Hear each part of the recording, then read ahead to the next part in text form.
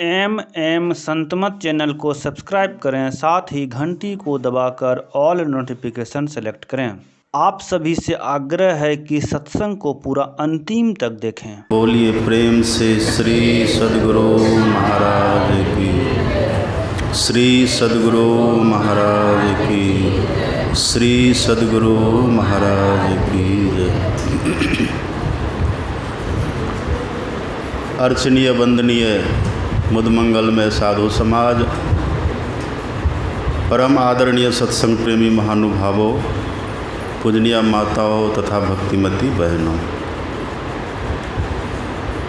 हम लोगों ने पाठ में सुना था भगवान श्री राम और लक्ष्मण जी का संवाद।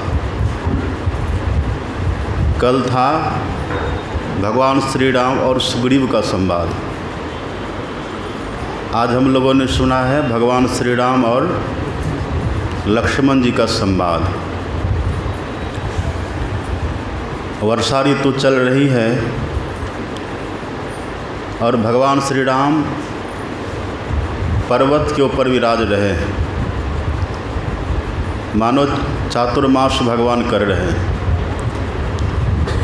और सुग्रीव से भगवान ने कहा अभी तो चातुर्मास चल रहा है, तब तक तुम जाओ अपने नगर में वास करो, और जैसे चातुर्मास बीत जाए, वर्षा ऋतु समाप्त हो जाए, फिर सीता जी की खोज में लग जाना। ऐसा कह करके भगवान सुग्रीव को तो किष्किंधा भेज दिए हैं और खुद वहाँ पहाड़ पर प्रवर्सन पर्वत पर रह करके चातुर्मास बिता रहे हैं। इसी क्रम में भगवान ने लक्ष्मण जी को तरह तरह का सुंदर सुंदर उपदेश किया है। भगवान ने कहा लक्ष्मण से कि लखन, अभी देखो वर्षा ऋतु चल रही है और वर्षा ऋतु में आकाश बादलों से भर जाता है और बादल भी जल से भर करके पृथ्वी के निकट आकर के, धरती के निकट आकर के तब बरस जाता है। बरसहि जलद भूमि नियराए, जथा नवहि बुध विद्या पाए। आकाश बादलों से भरा हुआ है और बादल जल से भरा हुआ है। आकाश जब बादलों से भरता है, अब बादल जब जल से भरता है, उस समय का जो दृश्य होता है भगवान उसका वर्णन करते हैं। और बहुत सुंदर भगवान ने उदाहरण दे करके लक्ष्मण जी को समझाया है। भगवान कहते हैं लक्ष्मण देखहु मोर गण, आपने सुना पाठ में, लक्ष्मण देखहु मोर गण, नाचत बारिधि पेख, आ गिरही बिरति रत हरस जसा, विष्णु भगत कहाँ देख। भगवान कहते कि लक्ष्मण देखो, आकाश बादलों से भरा हुआ है और बादलों में जल भरा हुआ है। उस जल भरे बादलों को देख करके मयूर नृत्य कर रहा है। लक्ष्मण देखहूँ, लक्ष्मण देखो, लक्ष्मण देखहूँ मोर गण। मोर का जो झुंड है, मयूरों का जो झुंड है, समूह है, सबके सब नाचत, भगवान कहते सब नाच रहा है। क्यों नाच रहा है? तो बादलों को देख करके। मयूर कब नाचता है? जब बादलों को देखता है, जब बादल में जल भरे ना, और बरसने वाला जब बादल हो, धरती के करीब आकर के जब बरसने वाला हो, उस दृश्य को जब मयूर देखता है तो नृत्य करता है। वही भगवान कहते हैं लक्ष्मण देखहु मोर गण, नाचत बारिधि पेख, गिरही बिरति रत हरस जसा, विष्णु भगत कहाँ देख। उदाहरण दे करके भगवान कहते हैं कि जैसे बादलों के झुंड को देख करके, जल भरे बादलों को देख करके जैसे मयूर नृत्य करता है, ऐसे ही जो गृहस्थाश्रमी लोग होते हैं, जो गृहस्थ लोग होते हैं, यदि उनके भीतर वास्तव में विरक्ति हो, वैराग्य हो, वैरागी गृहस्थ जैसे मोर बादलों को देख करके नृत्य करता है, ऐसे ही वैरागी गृहस्थ भी भक्तों को देख करके प्रसन्न होता है। गिरहि बिरति रत हरस जैसा विष्णु भगत कहाँ देख। जैसे मयूर बादलों को देख करके प्रसन्न होता है, ऐसे जो सदगृहस्थ होते हैं, मतलब गृहस्थ रहते हुए जो विरक्त है, ऐसे भक्तों को देख करके प्रसन्न होते हैं। अब प्रातःकाल आपने क्या सुना था? ध्यान किससे बनता है, योग किससे बनता है? सूत्र है ना बना हुआ, धर्म ते विरति योग ते ज्ञाना, ज्ञान मोक्ष प्रद वेद बखाना। लोग साधु संतों के पास जाते हैं और कहते हैं कि बाबा भजन नहीं बनता है, ध्यान पर बैठते तो है, घंटों बीत जाता है, पर ध्यान बनता नहीं है। नहीं बनने का कारण क्या है? मैंने प्रातःकाल भी कहा था, जब भीतर से वैराग्य होगा, जिसके भीतर वैराग्य होता है, जिनके भीतर विरक्ति होती है, उसी का मन ध्यान में लगता है। जिनका मन विषयासक्त है, जिनका मन आकर्षित है दुनियादारी के प्रति, आसक्त है विषयों के प्रति, ऐसे व्यक्ति कितना भी बैठे ध्यान पर, उसका मन ध्यान में नहीं लगता है। वही यहाँ पर भगवान कहते हैं कि लक्ष्मण, घर द्वार में रह कर के भी, गृहस्थाश्रम में रह कर के भी भजन किससे बनेगा? तो भगवान कहते हैं जो विरक्त होंगे उनसे। अब विरक्तों की पहचान क्या है? हम कैसे समझें कि घर द्वार में रह कर के, गृहस्थाश्रम में रह कर के कोई विरक्त है? कैसे पता चलेगा? क्या उसकी पहचान है? तो भगवान कहते हैं यदि कोई गृहस्थ हो और किसी साधु संत का उनको दर्शन हो जाए, किसी भक्तों का दर्शन हो जाए, साधु संतों के दर्शन से, भक्तों के दर्शन से जिनके भीतर में अतीव प्रसन्नता हो, अतीव प्रसन्न हो जाए, खुश हो जाए, तो समझ लीजिए भगवान कहते उसके भीतर वैराग्य है।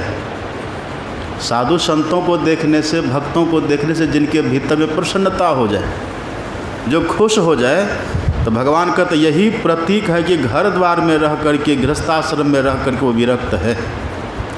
गिरहि बिरति रत, गिरहि मतलब घर द्वार में रहने वाले गृहस्थ लोग, ये गृहस्थ लोग बिरति रत, वैराग्य में लीन है, रत है। इसकी क्या पहचान है? तो भगवान कहते हैं हरस जैसा विष्णु भगत कहाँ देख। जो भगवान के भक्तों को देख करके प्रसन्न होते हैं, साधु को देखे, महात्माओं को देखे, मन में खुशी हो गई, प्रसन्नता हो गई, जाकर के प्रणाम करते, सम्मान करते, आदर करते हैं, तो समझिए उनके भीतर में वैराग्य है। और जो साधु महात्मा का उपहास करे, तब आपने प्रातःकाल सुना था ना, रावण ने विभीषण जी का उपहास किया, अपमान किया, और अपमान तो किया, उनको लात भी मारी है रावण ने। क्यों? क्योंकि रावण आसक्त है, उसके भीतर वैराग्य नहीं है।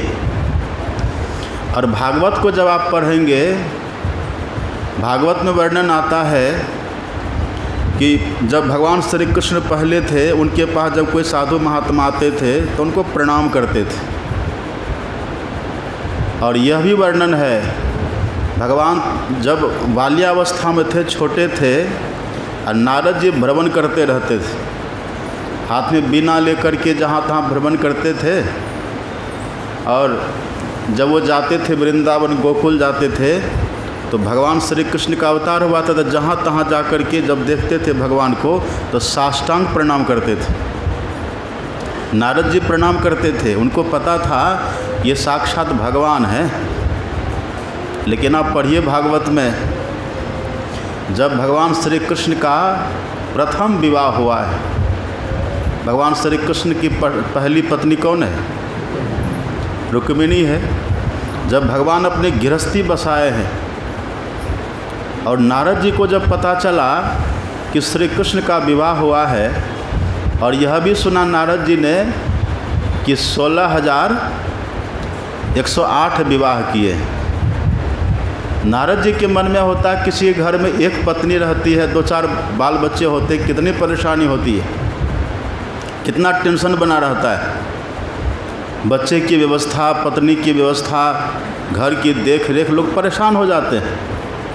नारद जी के मन में होता है 2-4 में तो ये हालत, ये दशा होती है, लेकिन जहाँ पर 16,000 हजारों की संख्या जहाँ पत्नी है मात्र, और सबसे 16,108 तो पत्नियाँ थी, और सबसे 10-10 पुत्र भी है, ऐसा वर्णन है। लिखा है भागवत में, अब झूठ हो कि साँच हो ये तो अब जाने, लेकिन भागवत में जो लिखा हुआ है 16,108 पत्नियाँ हैं और सबके 10-10 बच्चे हैं, पुत्र, और एक एक पुत्रियाँ सबसे है। और फिर उन पुत्रों के भी पुत्र हुए हैं, पुत्रियों के भी संतानें हुई हैं, और सब मिला करके संख्या 56 करोड़ पर पहुंचा है। जड़ में भगवान अकेले हैं और डाल पात 56 करोड़ में पहुंच गया। नारद जी को आश्चर्य होता है कि जहाँ 2-4 होता है वहाँ तो इतनी परेशानियाँ होती, लोग कितने दुखी रहते हैं, खिन्न अनमनस्क बने रहते हैं, लेकिन जहाँ पर करोड़ों की संख्या में है वहाँ रहते आखिर कैसे हैं भगवान। एक बार चल करके देखना चाहिए। तो नारद जी अपना बीना लिए और कीर्तन करते करते द्वारिका गए हैं। द्वारिका में भगवान रह रहे हैं ना, तब वहाँ जब गए हैं तो वहाँ भगवान की पत्नियों का महल अलग अलग सबका बना हुआ, जितनी पत्नियाँ उतने महल, सब में अलग अलग सब रह रहे थे। तो भागवत में वर्णन आता है जो सबसे पहला महल है, बड़ा सुंदर महल है, दिव्य भवन है। सबसे प्रथम महल में प्रथम पत्नी रहती हैं, रुक्मिणी। नारद जी जैसे गए तो देखा रुक्मिणी महल। नारद जी के मन में तो ये रुक्मिणी का महल है, तो यहाँ देखिए श्री कृष्ण है कि नहीं। तब वहाँ देखिए नारद जी जा रहे हैं, अब भगवान ने दूर से देख लिया कि नारद जी पधार रहे हैं। जैसे भगवान ने देखा कि नारद जी आ रहे हैं, भगवान पलंग पर लेटे हुए थे, पड़े हुए थे पलंग पर, ऐसा वर्णन आता है। भगवान उठे पलंग से और दौड़ करके गए और नारद जी के चरणों में प्रणाम किया है पहली बार। अब पहले क्या होता था, पहले नारद जी प्रणाम करते थे। जब तक भगवान का विवाह नहीं हुआ था तब तक नारद जी प्रणाम करते थे। भगवान एक चरित्र दिखला रहे, भगत हे तो भगवान प्रभु राम धर्यो तनु भूप के चरित्र पावन परम प्राकृत नर अनुरूप। मनुष्य के जैसा भगवान ने लीला करी है। अथवा भगवान ने ये कहा कि मनुष्य को करना क्या चाहिए। यहाँ देखिए, यहाँ तो राम भगवान कह रहे हैं ना, यहाँ राम भगवान कह रहे हैं, गिरही बिरति रत हरस जसा विष्णु भगत कह देख। जो घर द्वार में रहने वाले पुरुष होते हैं, गृहस्थी लोग होते हैं, उनके भीतर वैराग तब समझिए जब वो किसी साधु संतों को देख करके, किसी विरक्तों को देख करके, किसी भक्तों को देख करके प्रसन्न हो जाए, हर्ष दिल प्रसन्न चित्त हो जाए, तो समझिए उनके भीतर वैराग है। और उसी वैराग्य से न भजन होता है। धर्म ते विरति जोग ते ज्ञाना, धर्म से पहले वैराग, वैराग से जोग, जोग से ज्ञान, तब न मोक्ष मिलता है। तो यहाँ तो राम भगवान कह करके तब समझा रहे हैं इस तरह की बात, और वहाँ पर श्री कृष्ण भगवान करके दिखा रहे हैं।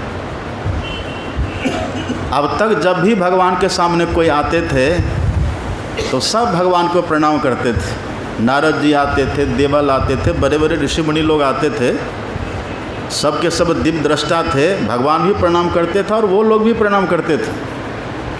लेकिन आज ये पहली बार घटना घटी है, नारद जी महाराज विवाह करने के बाद श्री कृष्ण के पहली बार गए हैं द्वारिका। और जैसे भगवान ने देखा नारद जी को तो भगवान पलंग पर से उठे, दौड़ करके गए, क्योंकि अब गृहस्थ बन गए हैं ना। यहाँ पर राम भगवान शर्त क्या लगा रहे हैं, गिरही बिरति रत हर्ष जसा विष्णु भगत कह देख। नारद जी भक्त है ना। जैसे श्री कृष्ण भगवान ने देखा है, पलंग पर से उठे, खड़े हुए और दौड़ करके गए, नारद जी को प्रणाम किए। ये प्रसन्नता। मतलब भगवान ये कहना चाहते कि देखो मैं गृहस्थ तो बना, मैंने विवाह तो किया है, लेकिन विवाह करने के बाद भी मैं बैरागी बना हुआ हूँ। इसीलिए आप पढ़िएगा, भागवत में लिखा हुआ है, भागवत में वर्णन आता है, ब्राह्मे मुहूर्ते उत्थाय वार्युपस्पृश्य माधवः दध्यो प्रसन्नकरण आत्मानं तमसः परम।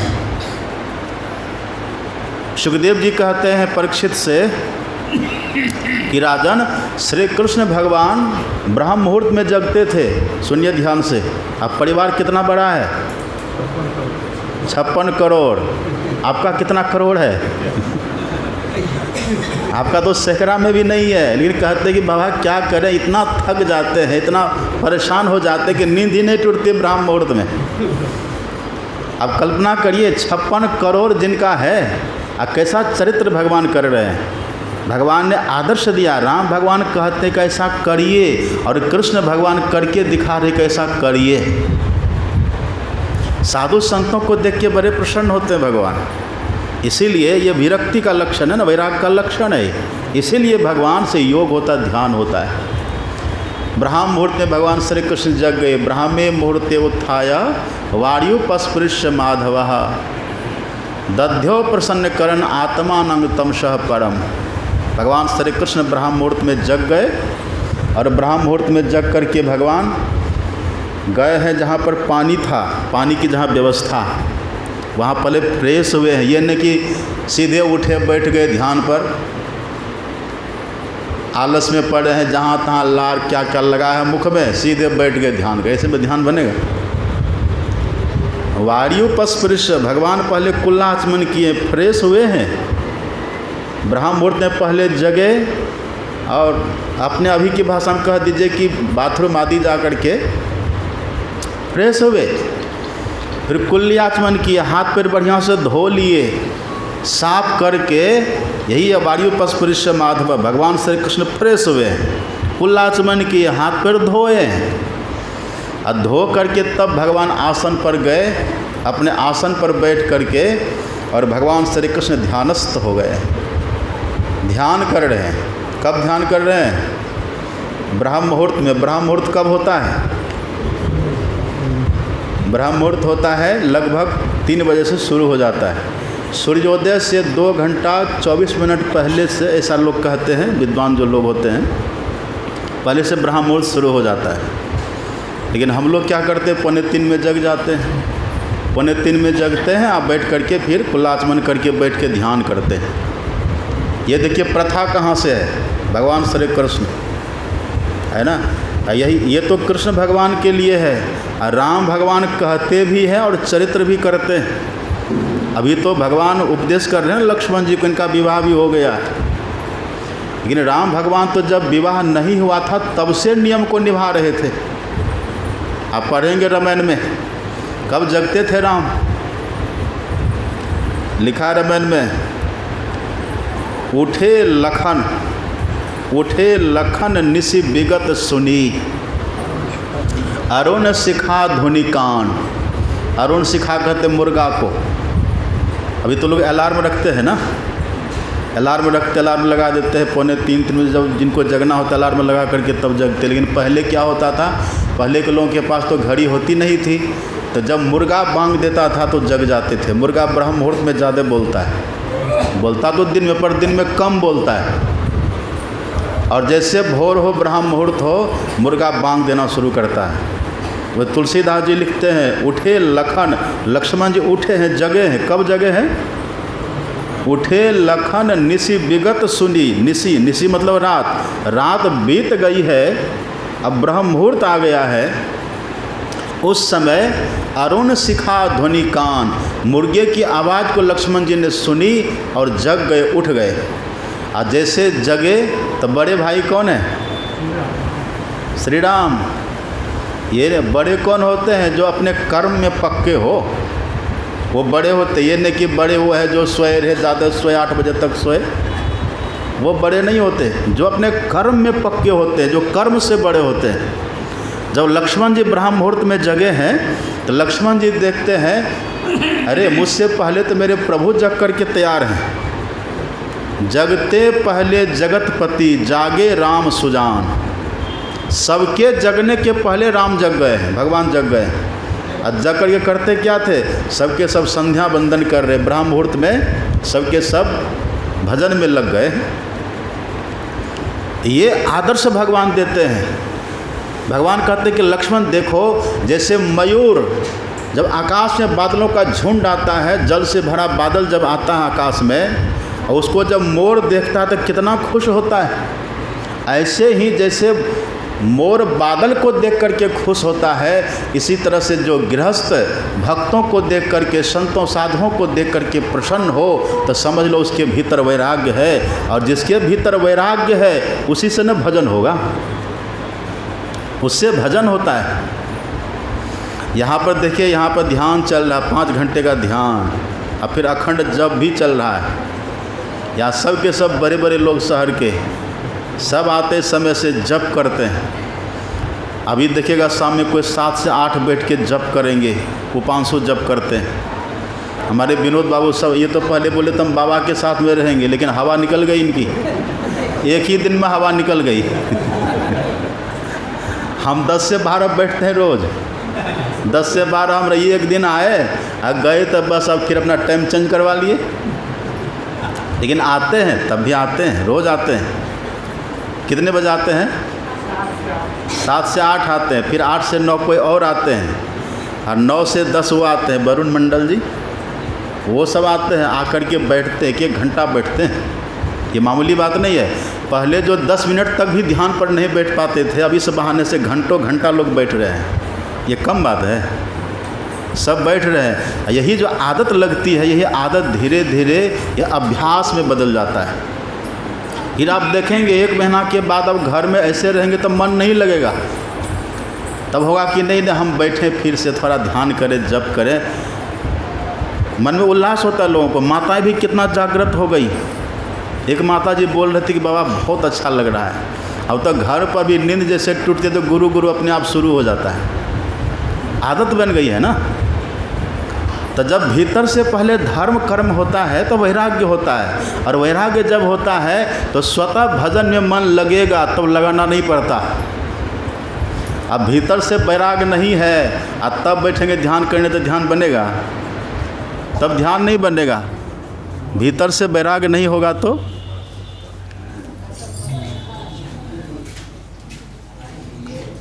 जहाँ रहेंगे फिर वही रहेंगे। सुनिए ध्यान से, कम ही लोग हैं।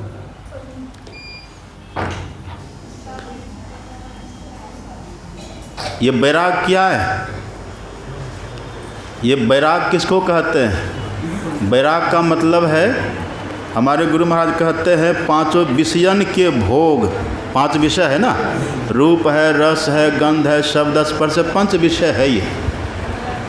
सदगुरु महाराज जी कहते हैं 5 विषयन के भोग, और गुरु कहते हैं रोग। ये विषय भोग है ना, अच्छा अच्छा रूप को देखो, अच्छा अच्छा रस को चखो, अच्छी गंध लो, स्पर्श करो, ये सब जो विषय है। लोग दिन दिन भर गाना सुनते रहते, टीवी देखते रहते, ये सब विषय में लोग बड़े गर्क बने हुए हैं।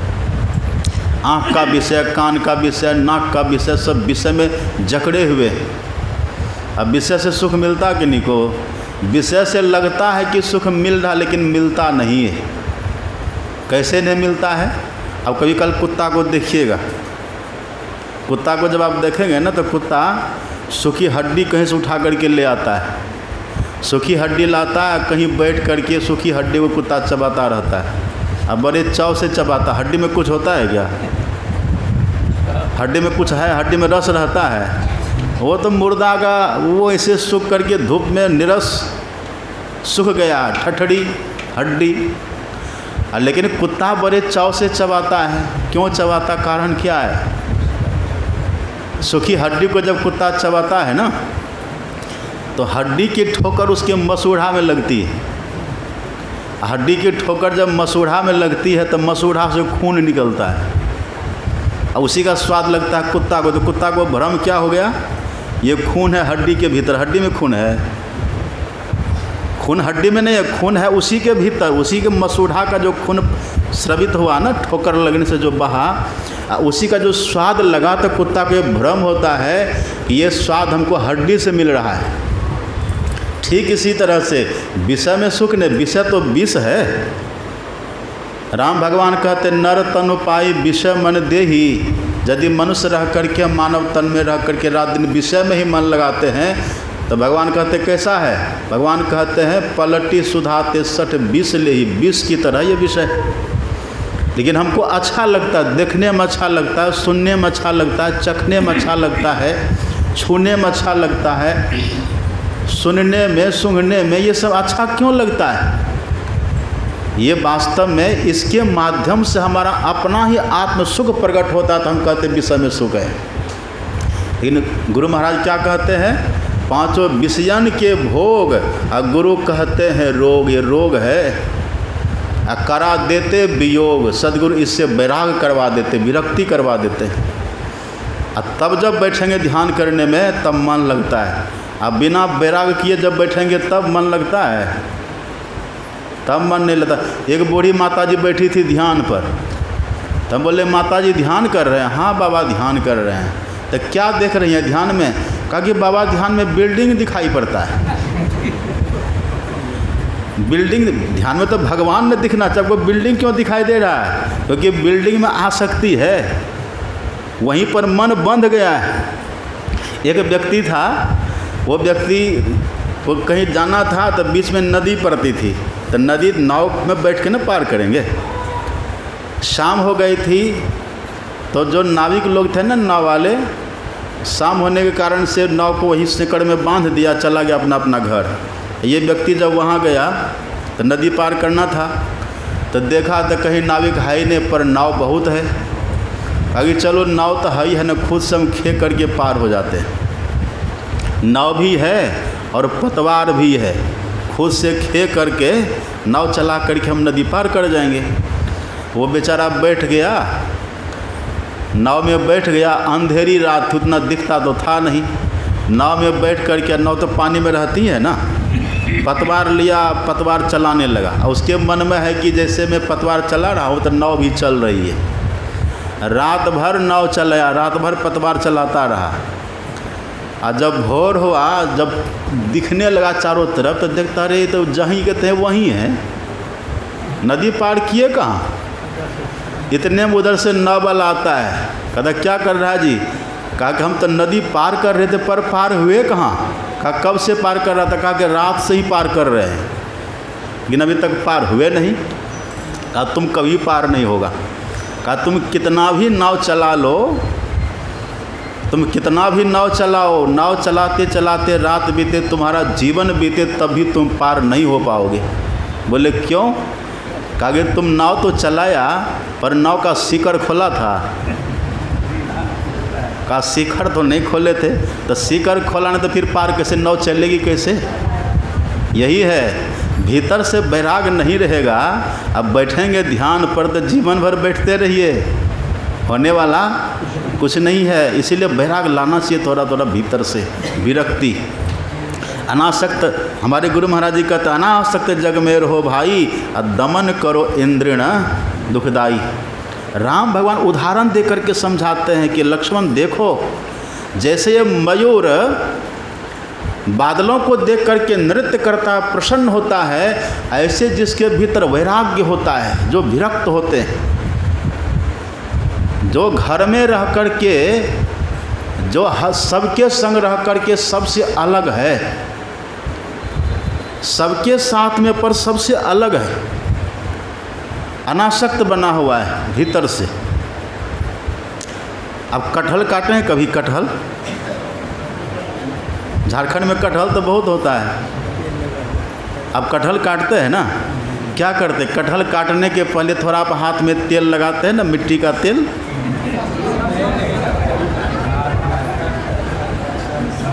कौन तेल लगाते हैं? अगर कटहल काटना हो तो कटहल काटने के पहले हाथ में थोड़ा तेल लगाइए, सरसों का तेल लगाइए। जब सरसों का तेल लगा करके आप कटहल काटेंगे तो कटहल का दाग लस्सा नहीं लगेगा, हाथ आपका फ्रेश साफ रहेगा। और यदि तेल नहीं लगाए तब कटहल में हाथ घुसेड़ दिए, तब क्या होगा? ऐसा दाग लगेगा हाथ में, फिर वो साफ कैसे होगा? फिर इसके लिए आपको मिट्टी तेल, केरोसिन तेल लेना होगा। अब केरोसिन तेल लगाइए, रगड़ रगड़ करके साफ करेगा, हाथ आपका गंध करेगा, बदबू देगा हाथ से, ये नुकसान हो गया। ऐसे ही संसार में कहते रहिए, पर संसार से चिपटिए मत। सबसे रसिए, सबसे बसिए, सबसे बोलिए बोल, हाजी हाजी करते रहिए, रहिए अपनी ओर। सबके साथ में रह करके व्यवहार निभाइए, पर भीतर से ये सोच करके रहिए, न हम किसी के न कोई हमारा, और देख लिया दुनिया का सारा नज़ारा। आपका कोई नहीं, ना आप किसी के हैं। और यदि आपके कोई है संसार में, तो एकमात्र संत सद्गुरु और एक ईश्वर। गुरु नानक देव जी कहते हैं, ऐसो जग व्यवहार बन्यो है, तासो नेह लगायो, अंत काल नानक बिन सतगुरु को काम न आयो। संत सद्गुरु के सिवा काम देने वाला कोई नहीं है। वो बिना स्वार्थ के निस्वार्थ प्रेम करते हैं। हेतु रहित जुग जग उपकारी, तुम तुम्हार सेवक असुरारी। तुलसीदास जी लिखते हैं, हे प्रभो, ये संसार में दो ही ऐसे पुरुष हैं जो बिना किसी लेन देन के, बिना किसी स्वार्थ के, बिना किसी हेतु के सबसे प्रेम करने वाले हैं। वो कौन है? एक तो परमात्मा है, और दूसरा परमात्मा की संतान, परमात्मा के भक्त संत होते हैं। हेतु रहित जुग जग उपकारी, ये दोनों हेतु रहित है। इसलिए इनके प्रति जिनका प्रेम होता है, वो कभी निराश, हताश, उदास नहीं होता। इसलिए संत सद्गुरु महाराज के प्रति बहुत प्रेम होना चाहिए। और रोज़ हम लोग गाते हैं ना, प्रेम भक्ति गुरु दीजिए बिनवों कर जोड़ी। और क्या गाते हैं? श्री सद्गुरु की सार शिक्षा याद रखनी चाहिए, अति अटल श्रद्धा प्रेम से गुरु भक्ति करनी चाहिए। बहुत प्रेम रखना चाहिए। तो जिनको संत से प्रेम होता है, जिनको भगवंत से प्रेम होता है, समझिए उनके भीतर वैराग है। आपने कभी मयान देखा? मयान कभी देखे हैं? तलवार जिसमें रखते हैं मयान। एक मयान में एक ही तलवार अटता है, उसी नाप से बनता है। एक मयान में कोई चाहे कि 2 तलवार रख दे, नहीं रहेगा। और जंगल में सिंह कितना होता है? कभी सिंह का झुंड देखे? जंगल का राजा शेर होता है, सिंह होता है। एक संत कहते हैं, हालांकि अब तो जहाँ तक टीवी में दिखता है, कई सिंह एक साथ दिख जाता है ना कभी कभी, लेकिन चैन से रहता नहीं है दोनों। हमने देखा कि जब सिंह रहता है ना तो एक साथ, तो दोनों लड़ता है, और लड़ करके एक को मार के छोड़ता है। सिंह अकेला विचरण करता है। सिंहों की नहीं लहरियाँ, लालों की, सिंहों की नहीं लहरियाँ, हंसों की नहीं पात, लालों की नहीं बोड़ियाँ, साधु न चले जमात। तो सिंह जो होता है ना, जंगल में एक रहता, अकेला रहता है। एक राज में राजा कितना होता है?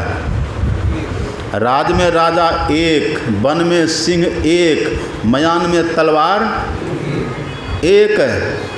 इसी तरह से मन में या तो संसार होगा या तो भजन होगा, कोई एक होगा।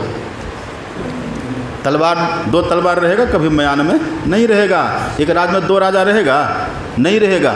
ऐसे कबीर साहब कहते हैं, कबीरा मन तो एक है, भावे जहाँ लगाए, भावे गुरु की भक्ति कर, भावे विषय कमाए। अगर वैराग रहेगा भीतर से तो भक्ति करेंगे, हमसे ध्यान बनेगा। और नहीं रहेगा तब बस बैठेंगे, घंटों बैठे रहेंगे, लेकिन मिलेगा कुछ नहीं। वही जैसे नाव का सीकड़ बंधा हुआ है ना, नाव में गति ही नहीं होगी। थोड़ा वैराग्य होना चाहिए। हम लोग गाते हैं, आस त्रास जग के सबे, सब वैर व नेहु सकल भूले। गाते हैं ना रोज, सकल भूले, यही है वैराग। सकल भूले, सबको भूल जाइए। लेकिन भूलने का मन करता है? इतना सुंदर पोता इतना सुंदर बेटा कैसे भूलेंगे? लेकिन भूलना तो पड़ेगा अंतिम में। इस मरु में किनसे लिपट जोड़ाऊं, सबों को ज्वाला में जलते देखा, कुछ तो चढ़े चीता के रथ पर, कुछ कब्रों की ओर चला, पल भर रुका न मित्र, पुत माता से नाता तोड़ चला। लैला रोती ही रही पर है कितने मजनू मुँह मोड़ चला। टूट तो जाएगा अंतिम में, कोई रहेगा? अंत हो तो ही तजेंगे पावर तू न तज। अभी जब अंतिम में सब छोड़ेगा ही तो अभी क्यों न छोड़ देते? और छोड़ने का मतलब क्या? सबके संग में रहिए पर सबसे विरक्त होकर के रहिए। अब विरक्त रहने का मतलब सबके संग में रहिए, लेकिन सबके संग में रहते हुए जैसे ध्यान पर बैठने का समय तुरंत ध्यान पर बैठ जाइए, जैसे सत्संग का समय तुरंत सत्संग में करने लग जाइए। ये हुआ विरक्त। ये नहीं कि ध्यान करने का समय हो गया दुकान पर बैठे हुए हैं तब विरक्ति नहीं हुआ, ध्यान करने का समय हो गया गप कर रहे हैं तब वैराग्य नहीं हुआ, सत्संग करने का समय हो गया बाजार में घूम रहे तब वैराग्य भाव नहीं हुआ। वैराग्य उसको कहते सबके संग में रह करके, जैसे ध्यान का समय तुरंत ध्यान पर बैठ जाइए, जैसे सत्संग का समय तुरंत सत्संग करने लग जाइए। कोटि में त्यक्त्वा हरि रस मरेत, करोड़ों काम धंधा को छोड़ करके भजन पर हम बैठ जाएं, इसको कहते हैं वैराग्य। आगे आपने सुना भगवान का कितना सुंदर सुंदर वचन था। ये देखिए एक ही बार में नहीं होगा।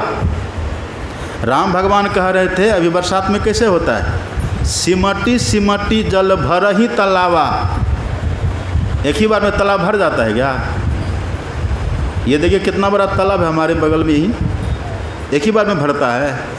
जब वर्षा होती है तो एक तो वर्षा की बूंदें और फिर जहाँ तहाँ से थोड़ा थोड़ा पानी सरक सरक करके आता है, तब धीरे धीरे तालाब भरता है, एक ही बार में तालाब नहीं भरता। ऐसे ही राम भगवान कहते हैं लक्ष्मण, जो सजग व्यक्ति होते हैं, जो सावधान भक्त होते हैं, जैसे सिमट सिमट करके जल तालाब में भरता है, ऐसे सजग सावधान व्यक्ति वो अपने भीतर धीरे धीरे सद्गुण को भरने लग जाते हैं, सद्गुण को भरते हैं।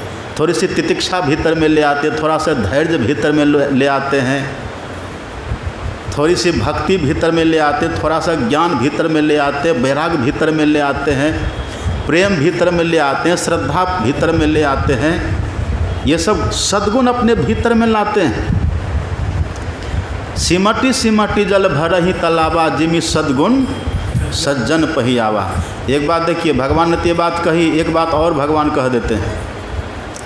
दूसरी बात भगवान कहते हैं कि लक्ष्मण देखो, बरसात के समय थोड़ा थोड़ा पानी करके तालाब भरता है, नदियाँ भरती हैं, लेकिन इसी में कई छोटी छोटी नदियाँ भी होती हैं। सुन रहे बात?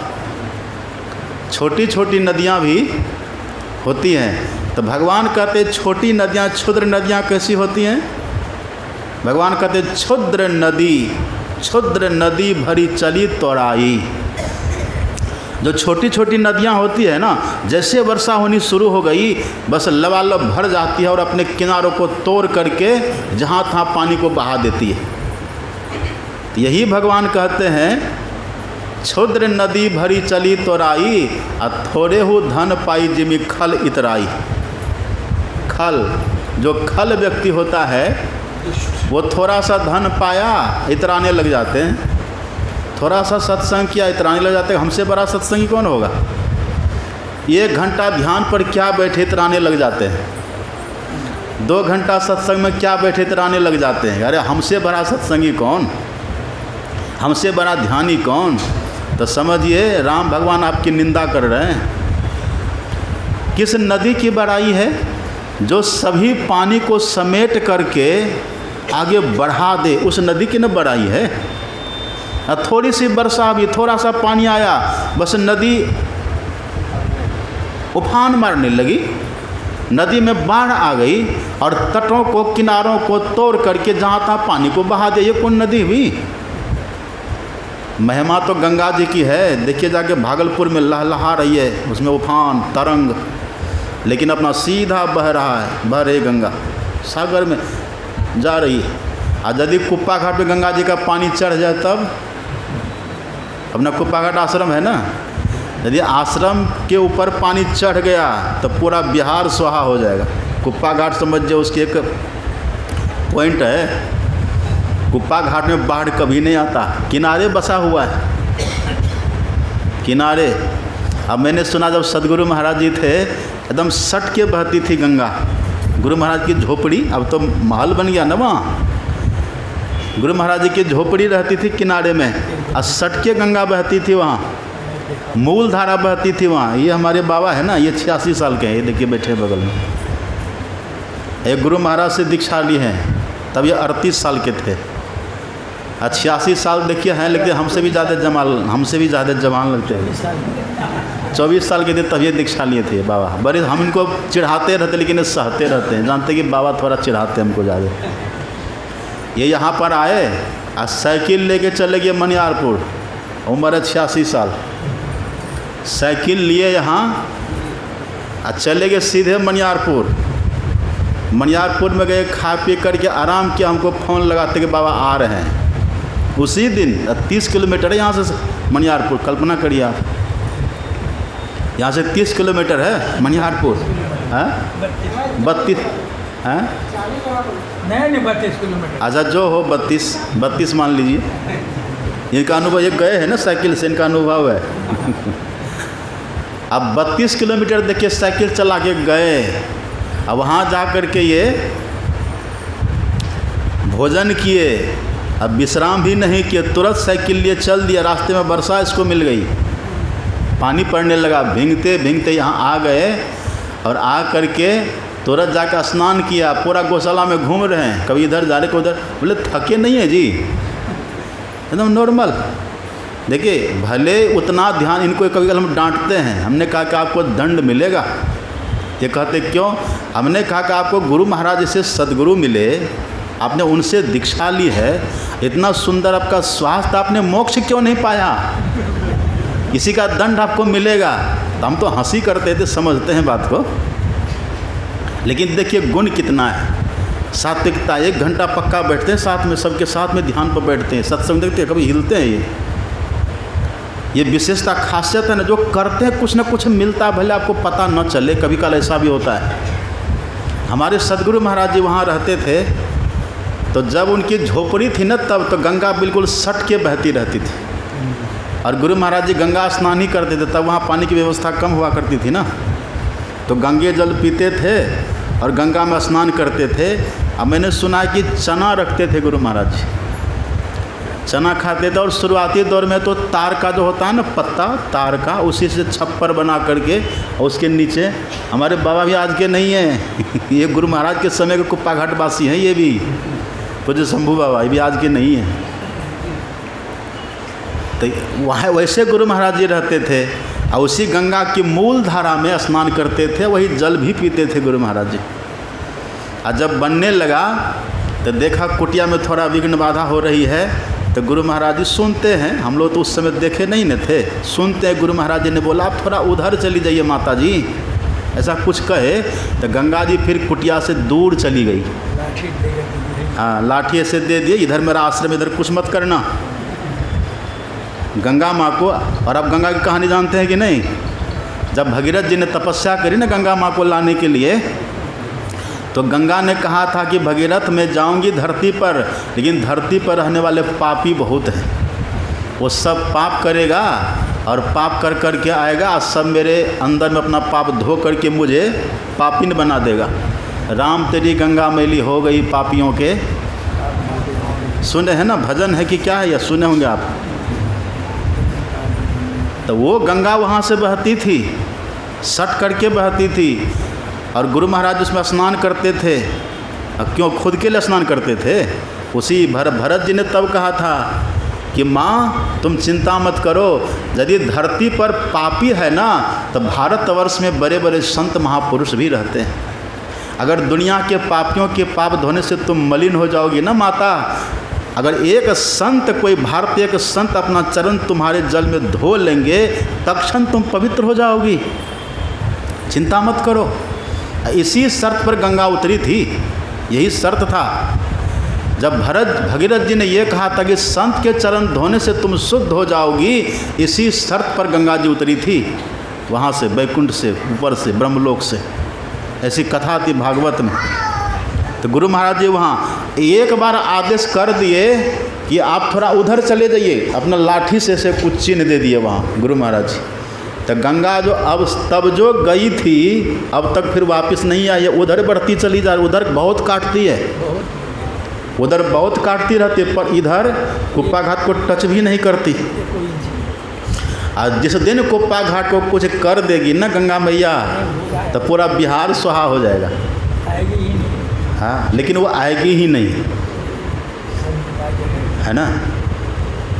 तो ये गंगा को देखिए, लेकिन राम भगवान कहते हैं जो छोटी छोटी नदियाँ होती है ना, जरा सा पानी, जरा सा वर्षा क्या हो गई, बस वो क्षुद्र नदी भरी चली तोड़ाई, अपने तट के तटबंधों को, किनारों को तोड़ करके जहाँ तक बह करके कितने घरों को स्वाहा कर देती है। ऐसे ही भगवान कहते हैं जो खल व्यक्ति होता है, खल, देखिए दो तरह के व्यक्ति होते हैं, एक होता है सठ, एक होता है खल। दोनों की चर्चा है रामायण में। जो सठ होते हैं ना, सठ सत्संग में जाकर के सुधर जाता है। तुलसीदास जी लिखते हैं सठ सुधर ही सत संगति पे। जो सठ लोग होते हैं ना, वो सत्संग में जाकर के सुधर जाते हैं। और सठ कहते हैं किसको? परिभाषा राम भगवान ने दी है, नर तनु पाई विषय मन देही, अब पलटी सुधा ते सठ, ते सठ, सठ 50 के बाद क्या होता है? 51, 51, 50। देखिए अपने यहाँ जो हम लोग हिंदू हैं ना, अपने 4 आश्रम है, और चारों आश्रम कुल मिलाकर के 100 वर्ष में चारों का विभाग है। तो 25 साल जो है ना, वो है ब्रह्मचर्य आश्रम, मतलब उस समय विद्या अध्ययन, पढ़ना लिखना ये सब होता है। और अगला जो 25 साल है, 25 प्लस 25, 50 साल हुआ ना, तो अगला जो 25 साल होता है, यह है गृहस्थाश्रम का क्षण। इस 25 साल में आप घर द्वार में रहिए, विवाह करिए, शादी करिए, बाल बच्चा पैदा करिए, अपने बच्चों को पढ़ा लिखा करके तालीम कर दीजिए, जो करना कर लीजिए। कब तक? 50 तक। अब 50 के बाद क्या होता है? 50 के बाद आप गिनती करिए ना, 50 के बाद 51, 52, ये वन क्यों लगा? वानप्रस्थ शुरू हो जाता है वहाँ से। 50 के बाद यदि घर में रहते तो फज्जती पक्का हो जाएगी। 50 के बाद घर में रहने का आपको अधिकार नहीं है।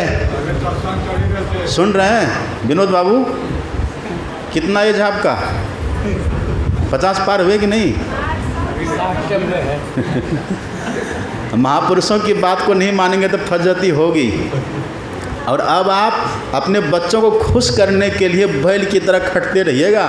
इसलिए अच्छा ये है कि जैसे 50 हो ना, 50 जैसे हो, बस 50 के बाद सब कुछ सौंप दीजिए पुत्र को। लो सब कुछ सौंप साँप करके और आप अलग हो जाइए। वन मतलब वानप्रस्थ आश्रम में चले जाइए, वानप्रस्थी बन जाइए।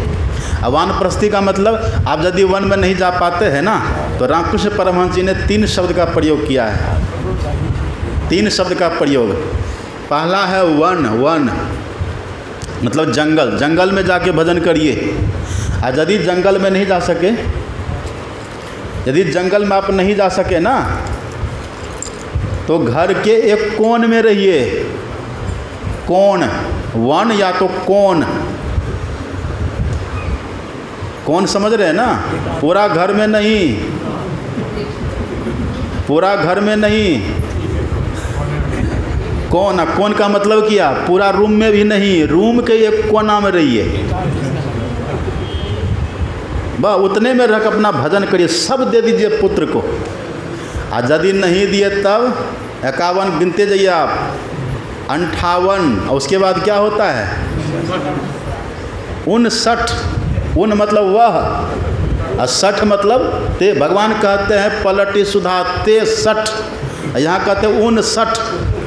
एक ही भाव है। अगर 50 के बाद आपने घर द्वार का परित्याग नहीं किया, भजन साधन में नहीं लगे पूरा का पूरा, तो समझिए 60 हैं। आप बुरा मत मानिएगा।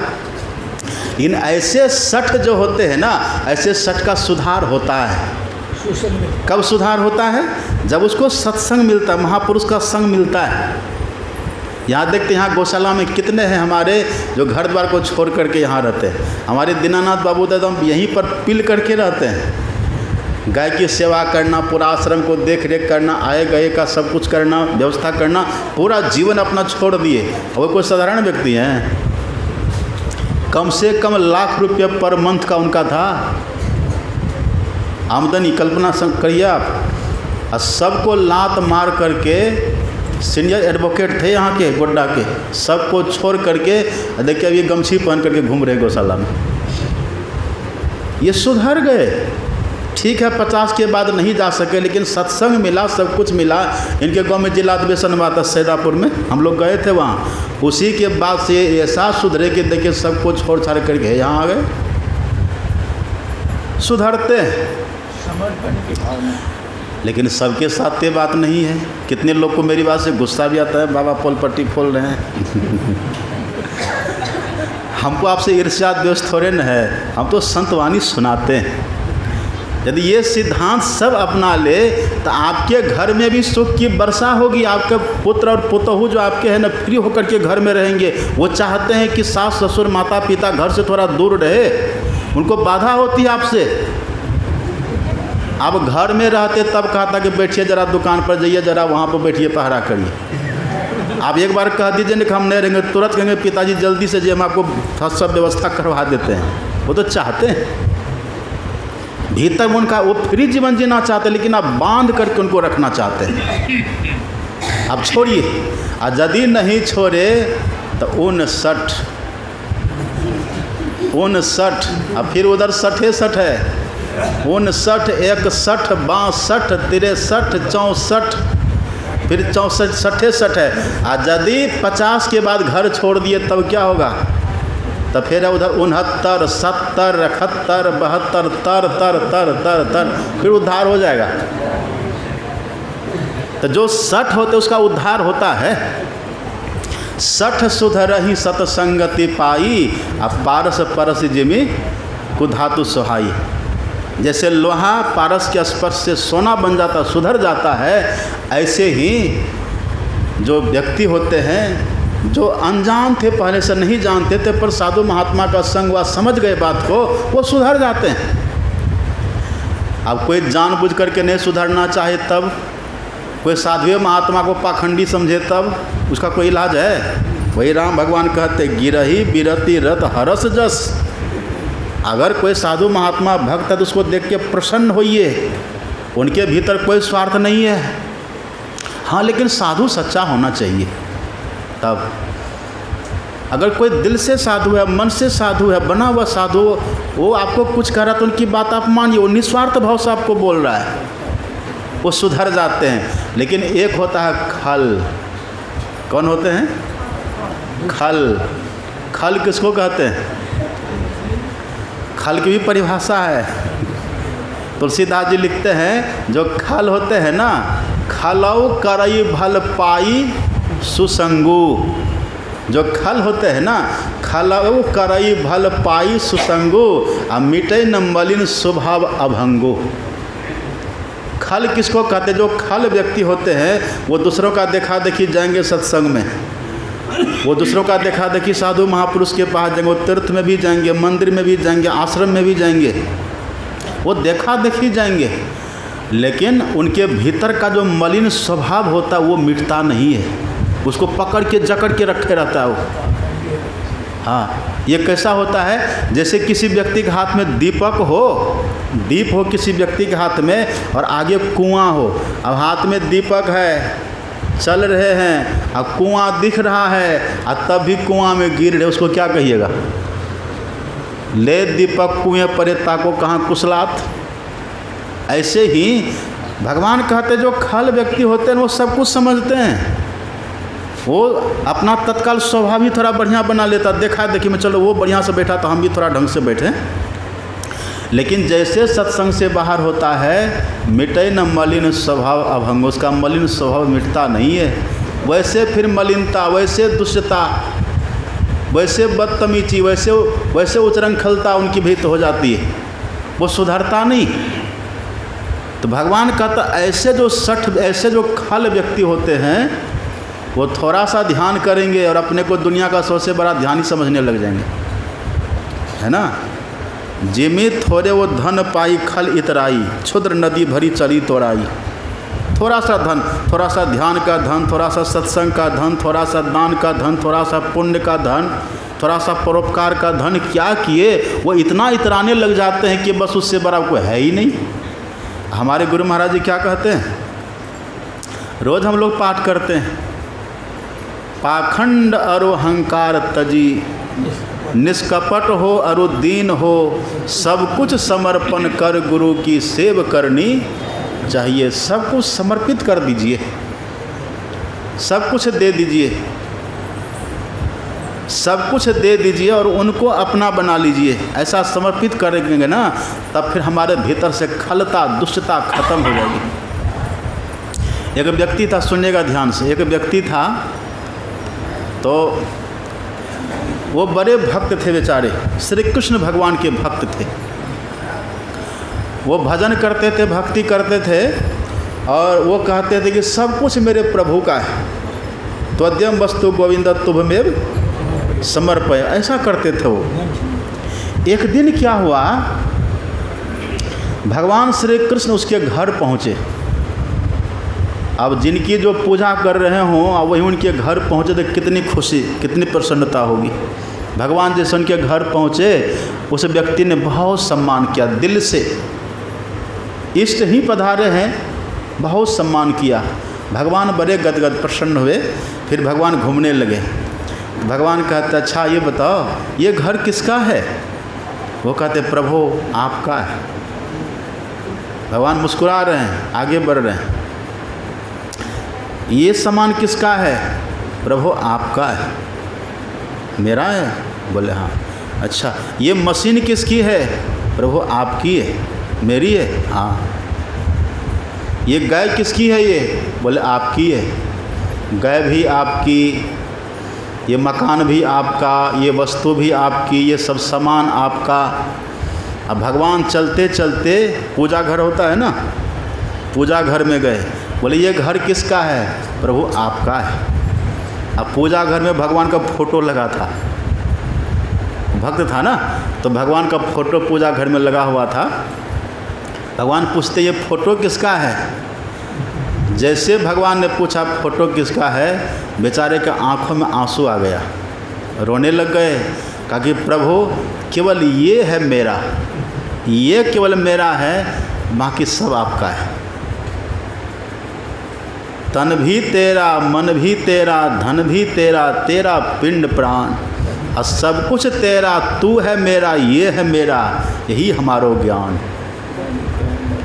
ये है, इसको कहते समर्पण का भाव। ऐसा यदि कोई करे तो उनको कभी घमंड होगा। राम भगवान कहते हैं ये क्षुद्र नदी मत बनिए, गंगा की तरह बनिए, कावेरी की तरह बनिए, मंदाकिनी की तरह बनिए। वो जल्दी भरती नहीं, चलते अपनी गति में चलती है। और यदि कभी वो अपना तट तोड़े तो कितना गांव को सुहा कर देती है ना। जल्दी उसको तो वो संभल के चलती है। क्षुद्र नदी नहीं, वो बड़ी नदी है। तो हम थोड़े में पा करके बोरा न जाएं। थोड़ा सा धन मिला, थोड़ी सी प्रतिष्ठा मिली, थोड़ा सा किसी का परोपकार कर दिए, थोड़ा सा किसी का उपकार कर दिए, थोड़ा सा भजन कर लिए, थोड़ा सा सत्संग कर लिए, थोड़ा सा ध्यान कर लिए, इससे नहीं। हमारे गुरु महाराज कहते थे, हमारे गुरु महाराज जी कहते थे भक्ति करिए कितना, भरी सागर भगति करिए। गुरु नानक देव जी महाराज की वाणी दोहराते थे गुरु महाराज। भरी सागर, सागर का मतलब क्या होता है? समुद्र। समुद्र में कितना पानी है? था नहीं है उसकी। ऐसे अथाह जैसे पानी है वहाँ, ऐसे अथाह ध्यान करना है, अथाह भक्ति करनी है हमें, अथाह सत्संग करना है। सत्संग करते रहे, कभी घमंड अपने भीतर नहीं आना चाहिए। लेकिन सिमटी सिमटी जल भर ही तलावा, जिमी सद्गुण सज्जन पही आवा। ऐसा हमको होना चाहिए, भरते रहना चाहिए, भरते रहना चाहिए, कभी भरना नहीं चाहिए।